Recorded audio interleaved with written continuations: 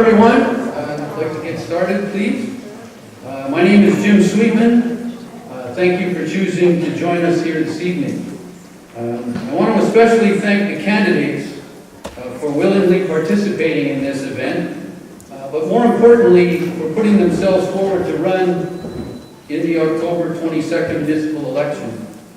I can imagine it takes a great deal of time, effort, and sacrifice for you as a candidate as well as your families, so thank you very much.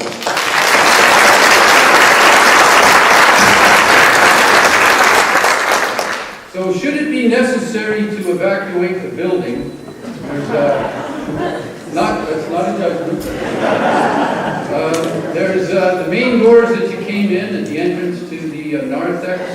There's an emergency exit right here, and at the far end of the building, at the back of the gymnasium, there's also an exit.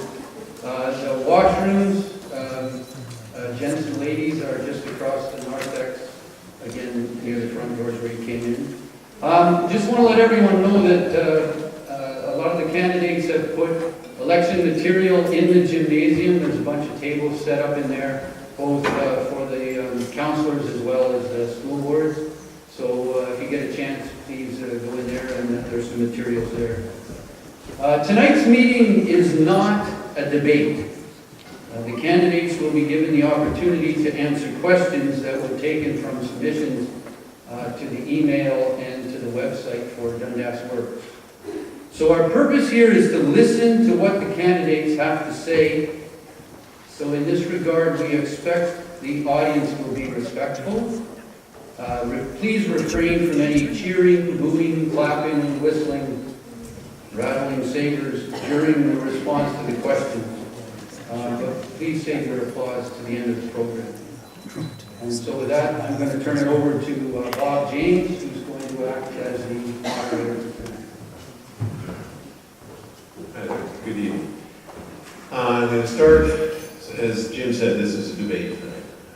There will not be interactions directly between the candidates. They will each be asked to answer some questions that we have prepared. A couple of sort of housekeeping things. I've been told by the audiovisual people to leave the mics alone and not fiddle with them, because that disrupts them, causes noise. They have to turn down your volume and then you can't be heard. So if you can just leave them alone, they should work. Shouldn't be a problem with that. The rules are that each candidate will be given 3 minutes as an opening statement. At the end of that, we will begin the questions. We'll get through as many questions as we can. Each candidate will be given 2 minutes to answer the questions that are posed. The order in which people will speak, we ran through a random generator on the computer, so we've got them randomly assigned. And we hope that we've done it well enough that nobody is always getting the first position, and nobody's always getting the last position, so it's kind of mixed up that way. In terms of the timing, you have the 2 minutes, as I said, for the candidates. At the back of the room, we have a timekeeper at the back of the room, and Michelle is there, as is Margot, and they have cards that will indicate to you when your time is getting shorter. We have a card for 1 minute, 60 seconds. There's not that much left. That's green. The yellow card is for 30 seconds, as you can see. And finally, a red card for 10 seconds. And if all of that fails and we're still going on, we have a bell.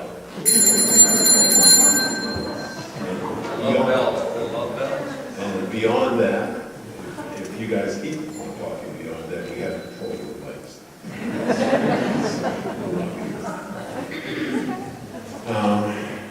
And I think that's basically all of the things that we need to do in the way of introduction. So I'd like to get started.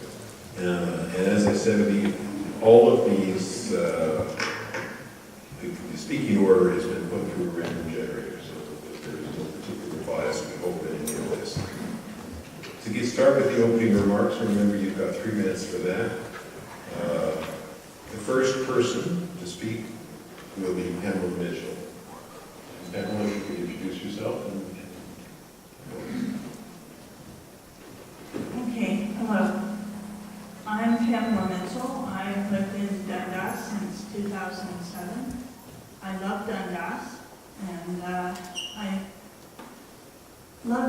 living here. It's a great place to live. I live in affordable housing, and we need better affordable housing, better transportation, and we need better services for the people. We need that town hall open on Fridays so that people can get their services that the taxpayers pay for. And I'm not for the light rail. It's a waste of taxpayers' money. I believe in getting the buses out there at peak times. The Dundas Local 52A, I believe that it needs to go up and around into Glenboro, come back down, and stop at the University Plaza, where it can then provide transportation onto other buses. We don't need to get rid of the B line. We need to keep those buses going to keep passengers coming and going. This is a great place, Dundas, and I want to keep the name Dundas. And, I love the different things here. I'm proud of the museum here. May I dare say it, I donated my horseshoe there to the museum for everybody to see for educational purposes. I gifted it to them.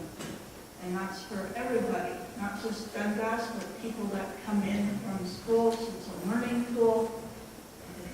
It's a great thing, and I'm very proud of Dundas. I don't want to see any more condos. I'm with the group of people that come against the condo, and we got that stopped. It's a parking lot for now, but we need to work on better things together, and I hope that you'll consider me as your counselor. I'd like to be your voice at City Hall here in Dundas and in Hamilton. And I'll be there for people and their rights, taxpayers' rights, making sure that everything is accountable, that the books are accountable, better roads, better sidewalks, better darts. I'd like to see darts come and pick people up. Instead of a week of, booking, I'd like to see 3-day booking for doctor's appointments, for dentists, that kind of thing. If it's a medical emergency, ambulance. But they should book, right there, call return, as they have on darts. They book it, they pick it up. Thank you very much. Okay, the next candidate is John McTishan. John, got the floor for 3 minutes. Thank you. Thank you all for being here tonight. Why are we all here on still a nice evening, although a little bit soggy? It's about democracy. Democracy is a sacred thing, and we're in a sacred place. And I think most of us think of Dundas as a sacred place. So what we're here to do is pick our municipal representative for the next 4 years, the person who represents the community. And it's a very diverse community. There's a lot of difficult decisions. But who will best be there to represent you? And the first thing I can say about democracy tonight is, I was here at the provincial debate, and the overflow room was full, and I was hoping tonight we'd get the same kind of thing. So I guess we're not quite as exciting as a provincial election, but I'm going to suggest to you as equally important, and more so, if you look at the fact that this room's full and that room's empty, that means we're on our way to have the same kind of turnout. Dundas did pretty well in the last municipal election. If you think 1 or 2 people is good enough, I don't. So each of you, I'm going to suggest, leaving here tonight, having heard all this speak, need to go out there and talk to your friends and your neighbors and the people you work with, and say that the municipal election is very important, and whoever you choose to support, participate in democracy. Now, why am I running? In part because of democracy, in part because, you've got our opinion. We're not satisfied. 5 of the 6 candidates aren't satisfied with the incumbent. We think somebody else should be running, and we think we could replace her and do a good job. But to be fair, it's not replaced. She's had her 4 years, and that's great. We have a new ward. We're electing somebody new for Dundas/Flamborough, the new ward for 13. No one's represented that as a political unit before in the area's history. Who's the best person to do that? And I'm going to suggest to you that I should be strongly considered because I have a strong voice. I stand strong in anything I've ever been involved with politically over my entire life. And I got involved in politics early in high school. Learned at my dad's elbow when he was on town council. And Mechatician dog never had a problem having an opinion about anything or taking a stand. And we've had people that have agreed and disagreed, but you've always known two things. You knew where we stood, and we told the truth. And we believed what we believed, not fence setters. So, the two big issues that got me into this race were, frankly, there's hundreds of them, and each of you may have a separate one that is the only issue that matters to you, but if you don't hear it addressed tonight, because they didn't want to be here for a week, they wanted to be here for a little while, come and speak to us. For me, it's the LRT.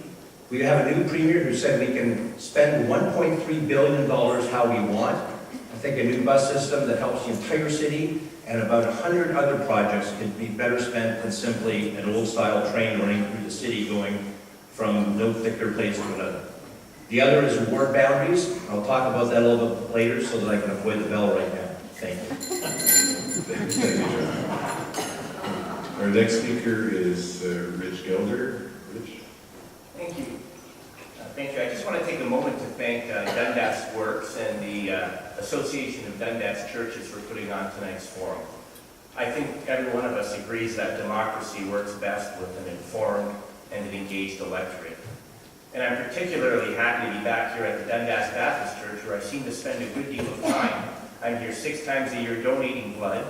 I'm always at the annual musical because the kids that I teach at the various Dundas high schools I've taught at are usually performing.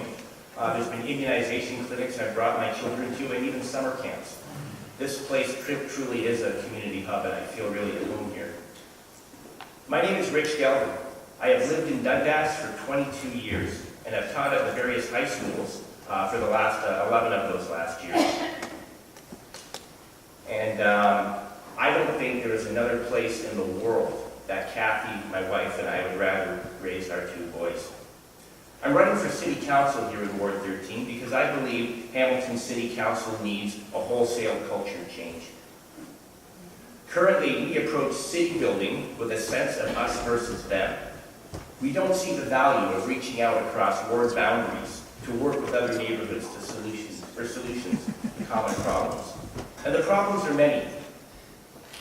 First and foremost, we have a declining tax base. We need to create the necessary conditions to attract smart development to the region so that our pool of contributors grows. We need to be smart about where and how that development occurs, because the residents of Dundas and Flamborough have been loud and clear about the type of development that they don't want. But there are places in this city that are crying out for development. Dense development, high-rise development, but not here. Building up so we don't have to build out. We are in an area surrounded by green space and green belt legislation, and we need to target our development in the downtown Hamilton area and create the conditions to make that a viable option for developers. Canvassing the neighborhoods of Dundas and Flamborough, and our team has knocked on, we're approaching 4,000 doors, judging by the literature that we have blasted through. We are hearing common themes, particularly the safety of our streets, regardless of how you use it. We need to design our streets better so that residential areas aren't high-speed racetracks. We need to go back to the drawing board to look at better physically separated cycling infrastructure. We need to ask hard questions about why heavy truck traffic is being deliberately routed through residential areas. We need to lead a culture change, one that sees the value of cycling to work and school and does not devalue public transit. One that deems it unacceptable for commuters to circumvent construction and drive at dangerous speeds through residential neighborhoods. I'm here to make that case for you. Thank you. Thank you, Rich. Next candidate is Arnie Hegarty. Arnie. Thank you, and thank you all for coming tonight. You know, I look around this room and I see many people I know, and I know that we all love this community. And, you know, like you, I am committed to this community. I was born here, I've lived my life here, we've raised our children here, and, you know, I have lived through, just like you, many changes over the years, And those changes have brought us to where we are today, and we're not done yet. We'll continue to change, but we want to manage that change. And we want to protect the things that are important to us while we manage that change. I have contributed to life in this community all of my life, along with many of you. And, you know, I've volunteered on committees and boards and been involved in projects and events. And we know that those are things that make a true community. And so, you know, through my years on the former Dundas Town Council, and now the last 4 years as the city councillor for Dundas, I have had the extreme honor of being able to represent the people of Dundas, and that's not always easy. Because when I make a decision on how to vote on something, I know that many people are going to be pleased and many people are not going to be pleased. Because we all have strong opinions here, and they matter a lot. And it is my commitment to you that I will listen to every one of your suggestions and your opinions. But I can't commit to doing exactly what you want every time. I can't, no one here can make that commitment. I can commit to listening and weighing every piece of information that I can get about a subject so that I come up with what I hope is the best decision on behalf of this community. And we need to remember that our community is now part of a larger ward that goes all the way to Cambridge. And that community includes a large rural area. And so we are going to have to balance conflicting sometimes needs and find a commonality. And I commit to you that I will do my very best to do that.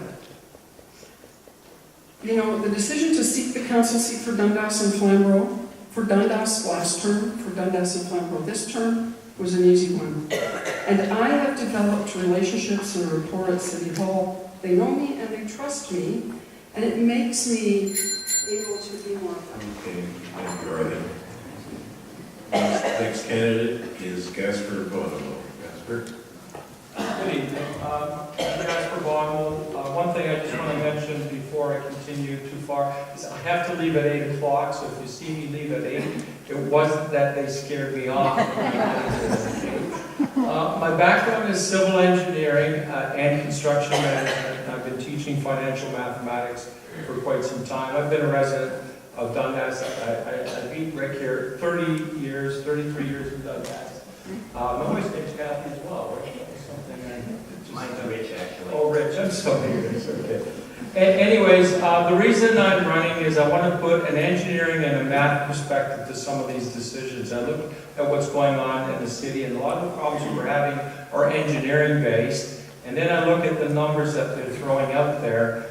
For example, the mayor is saying that he's put $50 million into affordable housing over 10 years. That sounds